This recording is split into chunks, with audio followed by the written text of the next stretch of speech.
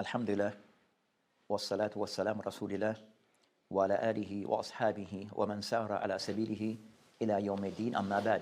So in continuing discussing the book by Ibn Abi Zayd Al-Qayrawani rahimahullah, that he made as a part of his book Al-Risalah, where he had covered some matters pertaining to the i'tiqad of Ahlus Sunnah Wal Jamaah. So inshallah ta'ala, we hope to cover this introduction regarding the matters that pertains to al-i'tiqad, and we are starting concerning what the author rahimahullah had mentioned so far regarding certain matters that he mentioned that relates to belief in Allah subhanahu wa ta'ala. So he mentions certain of the sifat and asma of Allah subhanahu wa ta'ala. We'll go over them and kind of somewhat briefly comment on them. And also, as mentioned, that will be using the explanation by Sheikh Ahmed al-Najmi regarding what he have stated regarding explaining this particular book of Ibn Abi Zayd rahimahullah ta'ala. So the author al-Musannif rahimahullah, he mentioned al-alim, al-khabir, al-mudabbir, al-kadir, al-sami, al-basir, al-ali, al-kabir. So regarding these, what he mentions that relates to Allah subhanahu wa ta'ala. So as we had mentioned before concerning matters pertaining to Allah subhanahu wa ta'ala, names and attributes, that we have mentioned certain principles that are followed by Ahlus Sunnah Wal Jamaah to ensure that they come to the right conclusion regarding matters pertaining to al-asma wa sifat, so as not to fall into deviation as some people fell into it because of not following the principles outlined by the Salaf al-Salih. So of those matters that pertain to Allah subhanahu wa ta'ala, asma wa sifat, that we'll find concerning what is mentioned by way of nusus, or what is mentioned in the books of the ulama pertaining to Allah subhanahu wa ta'ala's sifat, that at times that we might find concerning that what is mentioned by the author here, either they fall into one, Allah subhanahu wa ta'ala al-asma, or he discussed concerning matters that relates to Allah subhanahu wa ta'ala sifat, and also third, that at times he may mention certain matters that ulama they refer to al-akhbar, matters that refer to al-akhbar, that are information relating to Allah subhanahu wa ta'ala, regarding where there's not, these matters of the akhbar are not included in Allah subhanahu wa ta'ala names and sifat. They are not included in Allah subhanahu wa ta'ala names and sifat. So these matters regarding akhbar, that is not of the condition that they have to be tawqifiyah, that they must come by way of text of Quran and Sunnah, but rather the ulama have established and have laid down certain condition regarding akhbar, matter that can be said relating to Allah subhanahu wa ta'ala, that is not classed as Allah subhanahu within Allah subhanahu wa ta'ala names and attributes. Of those matters regarding al-akhbar, that the condition that had been laid down concerning that concern that no, and la yakuna ma'nahu sayyid, that one that this word that is being used or what is being mentioned regarding Allah subhanahu wa ta'ala, it is not something that has a bad or negative meaning. And second, they mention wujud al-haja, and also second, that there should be need, there should be a valid circumstance why this is being mentioned. So that's concerning matter that relates to akhbar. So the author here, when he mentioned concerning that al-alim, that as we mentioned before, that is not from the names of Allah subhanahu wa ta'ala. The word al-alim is not from the name of Allah subhanahu wa ta'ala, but rather what is more befitting is to use the word al-alim. So al-alim is from the names of Allah subhanahu wa ta'ala. Then they mention al-khabir regarding, so they mentioned concerning al-khabir, so of Allah subhanahu wa ta'ala's names, and al-khabir concerning that, as mentioned regarding that al-khabir of Allah subhanahu wa ta'ala concerning alim bisarahir al-ibad. Allah subhanahu wa ta'ala knows concerning things regarding the secret of his servants. So khabir is regarding knowing those things of the secrets of the servants of Allah subhanahu wa ta'ala, and those things that he carries in his breast or in his chest. Then also he mentioned concerning that al-mudabbir, also al-mudabbir is not from the name of Allah subhanahu wa ta'ala. So al-mudabbir, as he mentioned, al-mudabbir al-kadir. So al-mudabbir is not from Allah subhanahu wa ta'ala's names, but more so concerning what can be taken from Allah subhanahu wa ta'ala af'al, can be taken from Allah subhanahu wa ta'ala af'al. Then he mentioned al-qadir, that means concerning al-sifat that can be taken concerning that al-qudra. Then he mentioned that Allah subhanahu wa ta'ala, and then he mentioned concerning that al-sami', that Allah subhanahu wa ta'ala he hears all sound. So as-sami', that Allah subhanahu wa ta'ala that he hears all sound. So all type of sound, those sound, those noise, those voices, whether those things that are done aloud or quietly, whether the sound of humans or that of animals, whether they're done in any lugat or any language, Allah subhanahu wa ta'ala, that he grasp and hear all sound and voices. Then I mention of what he mentioned here concerning al-basir, that Allah subhanahu wa ta'ala is al-basir, Allah subhanahu wa ta'ala the one who that he sees all things. Allah subhanahu wa ta'ala that he sees all things. Then he mentioned regarding concerning, and he find many dalil regarding those sifat. Then also he mentioned of those matters regarding Allah subhanahu wa ta'ala. Then he mentioned Al-Alil, Al-Aliyu, Al-Kabir. So also Al-Ali, Allah subhanahu wa ta'ala is above. Al-Fawq, Allah subhanahu wa ta'ala is above his creation. And also Al-Kabir, Allah subhanahu wa ta'ala Akbar min kulli shay. Allah subhanahu wa ta'ala is Al-Kabir, the one who is great. That Allah subhanahu wa ta'ala is greater than everything. So these are concerning of those matters that pertain to Allah subhanahu wa ta'ala named, where the author rahimullah clarifying regarding of those things that Allah subhanahu wa ta'ala is described with and named with. So with that inshallah ta'ala, then we'll continue from where we had stopped regarding these matters. So not all what is mentioned is from Allah subhanahu wa ta'ala's names. Some are by way of akhbar, what has been mentioned by the author by way of al-khabar, information about Allah subhanahu wa ta'ala, not per se from Allah subhanahu wa ta'ala sifat. So that inshallah ta'ala will continue from where we had stopped. Wabillahi tawfiq. Alhamdulillah wa salatu wa salam. We start this lesson on page 54 and it goes, and he's saying he created mankind and he knows what one's inner self whispers to him, and he is nearer to him than his jugular vein. In the Quran, Allah says, وَمَا تَسْقُطُ مِنْ وَرَقَةٍ إِلَّا يَعْلَمُهَا وَلَا حَبَّةٍ فِي ظُلُمَاتِ الْأَرْضِ وَلَا رَطْبٍ وَلَا يَابِسٍ إِلَّا فِي كِتَابٍ مُبِينٍ. And it translates to, no leaf falls without his knowing of it, nor is there any seed in the darkness of the earth, nor any wet thing, nor any dry thing that is not in a clear book. Surah Al-An'am, chapter 6, verse 59.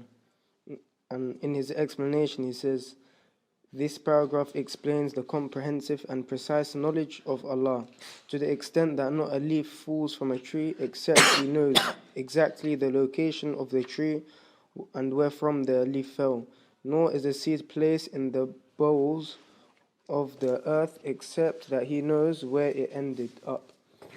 Everything is within the expanse of His knowledge, and it is obligatory upon every believing slave of Allah to have faith in all that, to believe in its correctness, and to believe in the perfection of the knowledge of His Lord. Allah also says in the Quran, قُلْ لَا يَعْلَمُ مَنْ فِي السَّمَاوَاتِ وَلَا فِي الْأَرْضِ الْغَيْبَ إِلَّا اللَّهُ وَمَا يَشْعُرُونَ أَيَّانَ يُبْعَثُونَ. And it translates to, say, none in the heavens and the earth knows the unseen except Allah, and they do not perceive when they will be resurrected. Surah Al-Naml, chapter 27, verse 65. As a matter of fact, you should have faith and believe that whatever occurs in the universe are all written and recorded down in the supreme book. For example, the divine preserved tablets. Hence, nothing whatsoever escapes the knowledge of Allah. So the author I've mentioned regarding Ibn Abi Zayd rahimahullah, regarding continuing discussing certain matters again pertaining to belief in Allah subhanahu wa ta'ala, that he have stated here regarding Allah subhanahu wa ta'ala, where he affirmed to Allah subhanahu wa ta'ala certain sifat. So from what can be taken from what is mentioned here of those matters relating to Allah subhanahu wa ta'ala sifat, he mentioned al-khalq wa ya'lam, Allah subhanahu wa ta'ala as ilm, and also al-qurb. So these are those matters that he mentioned regarding that matter that relates to Allah subhanahu wa ta'ala's sifat. Then as for these matters, then the author, then the one who have explained, Shaykh al-Najmi, have explained concerning what is mentioned here. So by way of concerning adding regarding what is mentioned, that what have been stated also is regarding concerning that Allah subhanahu wa ta'ala, as I mentioned regarding concerning Allah subhanahu wa ta'ala, that regarding his arsh. So he have mentioned regarding matters pertaining to Allah subhanahu wa ta'ala's arsh, and al-arsh, as they mentioned, Sarir al-Malik. So what is meant by al-arsh? It is Sarir al-Malik, is like the chair of a king. And this matter, inshallah ta'ala, will be discussed concerning further. This matter will be discussed concerning further. So regarding concerning this matter, regarding the arsh, will be discussed more in detail. Then also, he discussed concerning of those matters related to al-fawqiyah, that Allah subhanahu wa ta'ala is above his creation. So Allah subhanahu wa ta'ala is above his creation, and also of that, Allah subhanahu wa ta'ala fawqa arsh or fawqa al-arsh. Allah subhanahu wa ta'ala is above his arsh. So regarding concerning this matter, regarding Allah subhanahu wa ta'ala being above His creation. This is also a part of the discussion regarding Allah subhanahu wa ta'ala being above of His creation. Allah being above His creation, and also Allah subhanahu wa ta'ala is separate from His creation. So that's concerning of those matters that He have outlined. Then also of those matters that and Allah subhanahu wa ta'ala regarding concerning this matter that He mentioned regarding Allah fawqa arshihi bidhatihi, that Allah subhanahu wa ta'ala is above His creation, and that Allah subhanahu wa ta'ala is is that. The ulama have a discussion regarding is it proper to say regarding Allahu fawq arshihi, Allah subhanahu wa ta'ala above is arsh bidhatihi, and by adding this clause bidhatihi. So this clause bidhatihi, by way of His essence, it is something that the ulama have mentioned that this clause bidhatihi, that is something that has been added by way of the term or by way of the vocabulary of the Salaf as a way of to give clarity. So by way of text, it does not mention concerning Allah subhanahu wa ta'ala fawqa arshihi bidhatihi. That's not by way of text, but that's by way of the Salaf in trying to give clarity, especially when concerning people start to deny of these matters, that they wish to clarify this matter in detail by adding this clause bidhatihi, that Allah subhanahu wa ta'ala is above His creation bidhatihi. And so that's concerning of those things that were introduced by the Salaf by way of tawdih. So to clarify concerning matters regarding Aqidah that they wish to give of Ahlus Sunnah Wal Athar, that they have mentioned this mustalahat bidhatihi, a way of giving clarity based upon haja. And this is done that the ulama sometimes will add certain clause as due to the circumstance and the situation, so as to give clarity, and because there's a need to introduce these type of terms. So it's by way of akhbar regarding that matter.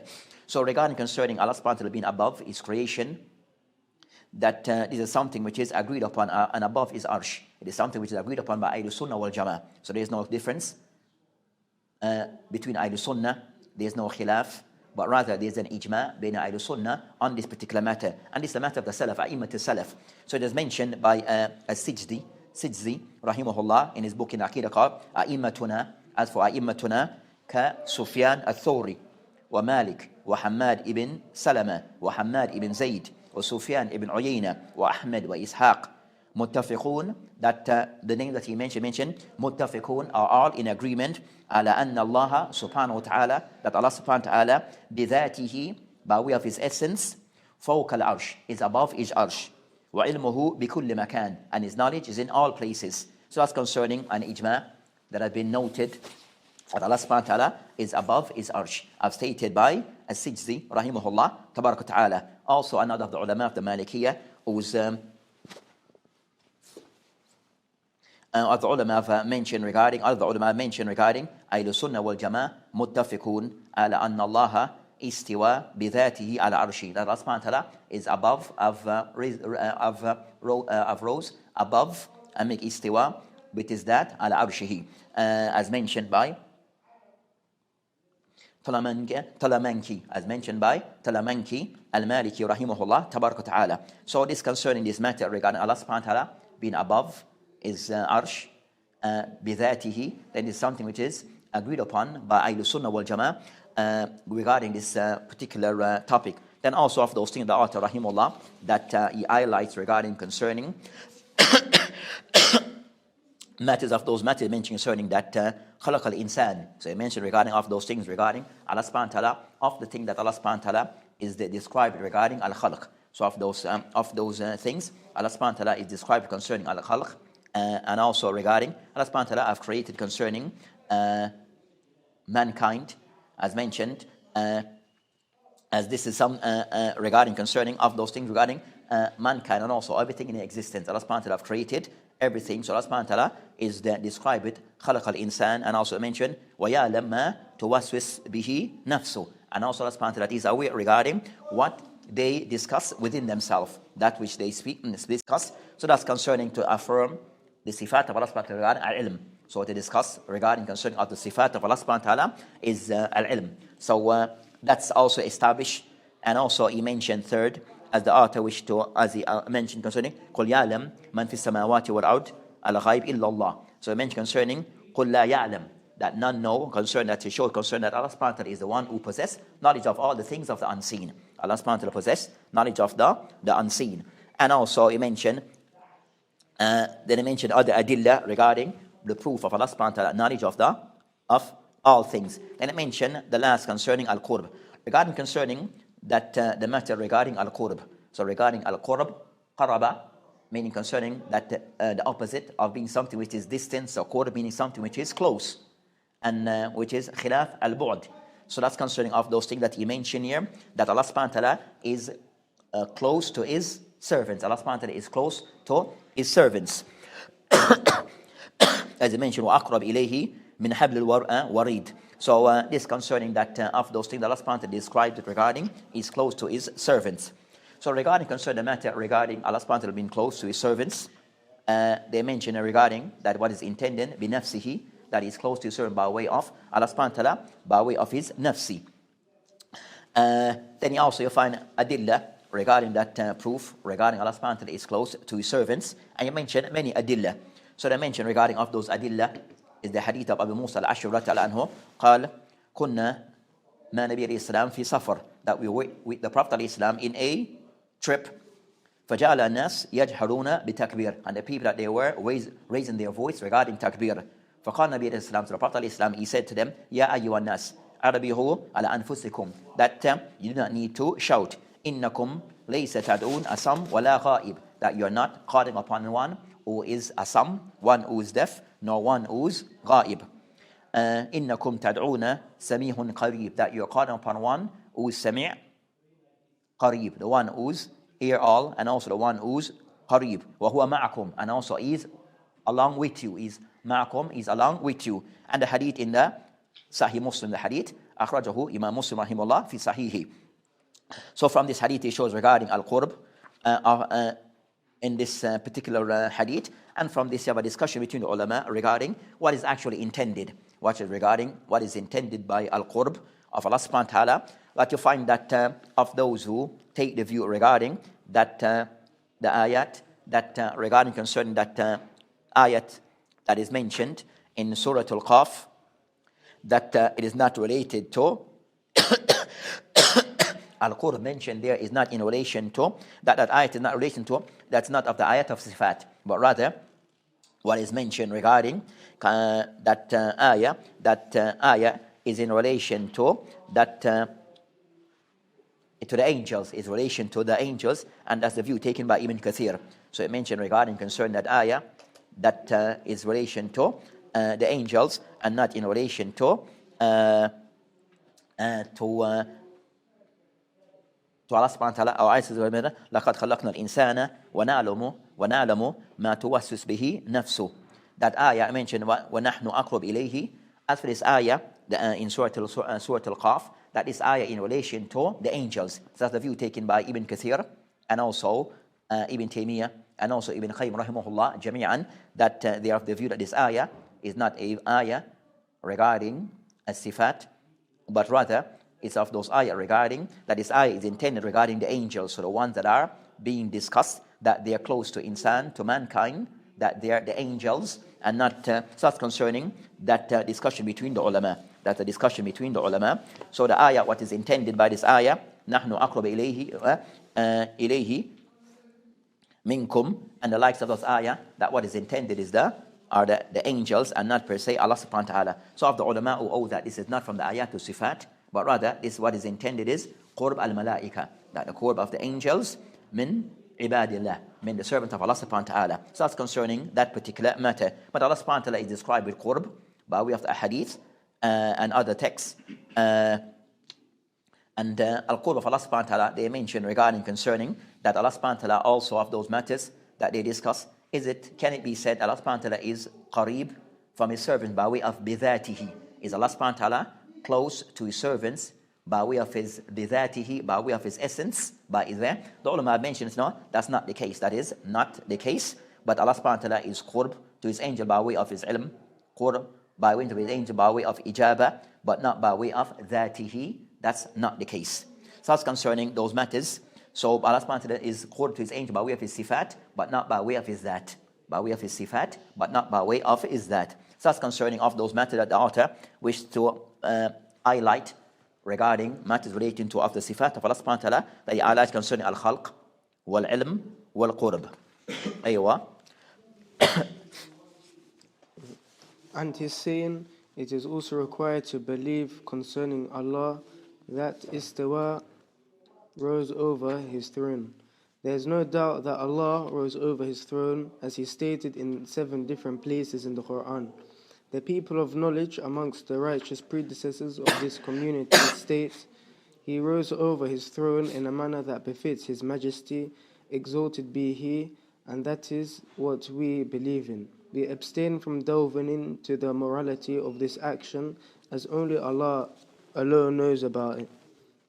Imam Malik, may Allah engulf him with his mercy, once was asked about the ayah ثُمَّ اسْتَوَى عَلَى الْعَرْشِ, and it translates to, then he established himself above the throne.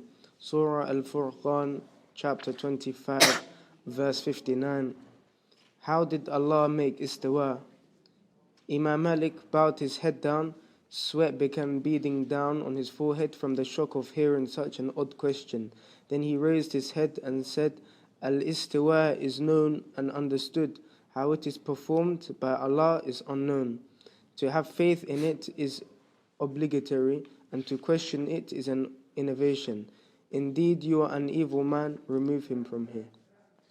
Then the author, Hafidullah, or Rahimahullah Ta'ala, والشارح رحمه الله تبارك وتعالى, that they also discuss concerning of those matters relating to belief in Allah subhanahu wa ta'ala, that they mention concerning al-arsh istawa wa ala mulk ihtiwa. So also regarding concerning Allah subhanahu wa ta'ala, of those things that we believe concerning that Allah subhanahu wa ta'ala that made al-istiwa al-arsh. Allah subhanahu wa ta'ala make al-istiwa al-arsh. So he mentioned regarding, and then the sharih then went on to explain further in brief regarding concerning of those things regarding that you find in many places in the Quran, where Allah subhanahu wa ta'ala have mentioned in the Quran that Allah subhanahu wa ta'ala that he rises above each or rose above his throne. So it's mentioned in several places in the Quran. He mentioned that over 7 places that Allah subhanahu wa ta'ala have stated this. So Allah subhanahu wa ta'ala have stated this in over 7 places in the Quran, that Allah subhanahu wa ta'ala that he rises above his throne. So that's concerning in a manner befitting to Allah subhanahu wa ta'ala. So in a manner, Allah subhanahu wa ta'ala rose above his throne in a manner which is befitting to Allah subhanahu wa ta'ala. So regarding that he mentioned next regarding as a principle regarding a proof from the Salaf that showing that one should take the literal meaning regarding Allah subhanahu wa ta'ala rising above his throne and not per se delving into kayfiyah, not to delve into kayfiyah or Allah subhanahu wa ta'ala rise above his throne. Then he mentioned regarding the statement of Imam Malik rahimahullah that he was asked regarding a person that he asked Imam Malik rahimahullah, as is referred to Imam Al-Ijra, that he was asked regarding this matter, كيف استوى Allah, regarding على العرش, Allah subhanahu wa ta'ala rise above his throne. Then Imam Malik rahimahullah, then he kind of somewhat, when he respond to the person, that after contemplating as to what the person was saying and the seriousness of what the person was saying, then he respond to the person regarding concerning that Allah subhanahu wa ta'ala that al-kayfiyah ma'loom, that regarding concerning that our istiwa ma'loom, that regarding concerning that the istiwa of Allah subhanahu wa ta'ala is something which is known. So regarding istiwa as the meaning linguistically, then this is something which is known as in linguistically. So the word istiwa linguistically, then it would mean of several meanings. Irtifa being one of them, al-ulu being another, al-istiqrar, and also su'ud. So the word al-istiwa, then it carries these meanings. Irtifa, something to raise, al-ulu, to be above, istiqrar, to be established, and also su'ud, to rise above. So these are all meaning of the same word. So these are words having the same meaning. So istiwa is from the sifat of Allah subhanahu wa ta'ala in a manner befitting to him. And istiwa, it falls under al-sifat al-fi'liya. It falls within those sifat al-fi'liya that Allah subhanahu wa ta'ala is of those sifat al-fi'liya.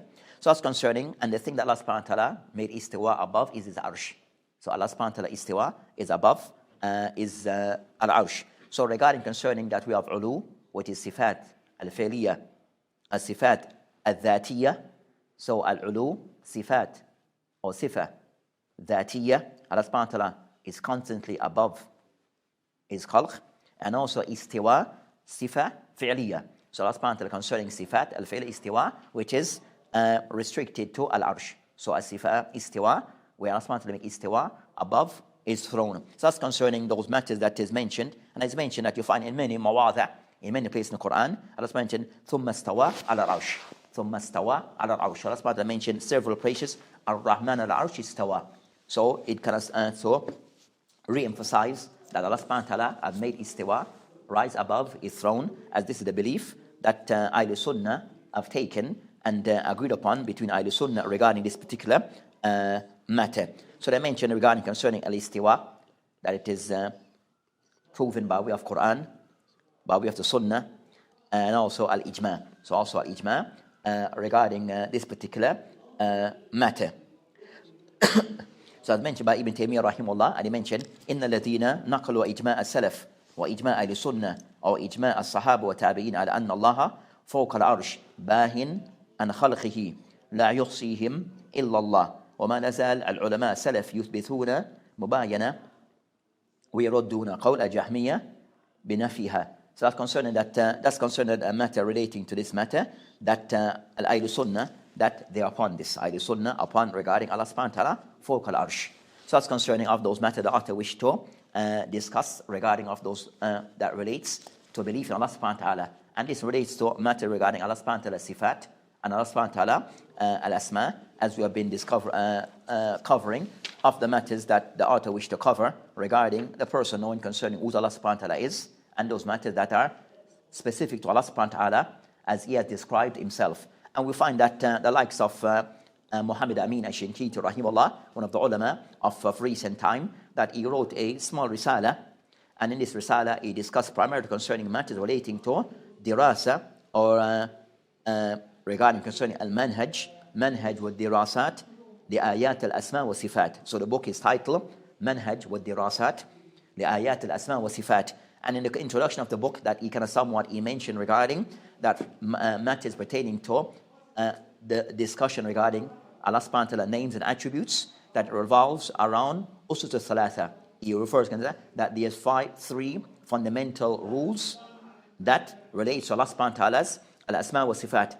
We'll mention them in brief and end with this point. He mentioned tanzi Allah and mushabiha al-khalq. So the person not to free Allah subhanahu wa ta'ala from any form of resemblance of his creation. So the first of those principles regarding Allah subhanahu wa ta'ala name and attributes, for the person not to resemble Allah subhanahu wa ta'ala with his creation. The second of those principles, al-iman bi sifatillahi subhanahu wa ta'ala al-thabita bil kitab wa sunnah. And also for the person to affirm to Allah subhanahu wa ta'ala those asma wa sifat that have been authenticated in the Quran, the sunnah, or been mentioned by way of the Quran and also by way of the sunnah. Wa adam ta'arrad لنفيها. And also for the person not to reject or to dismiss any of these asma wa sifat that have been affirmed in the Quran, the Sunnah.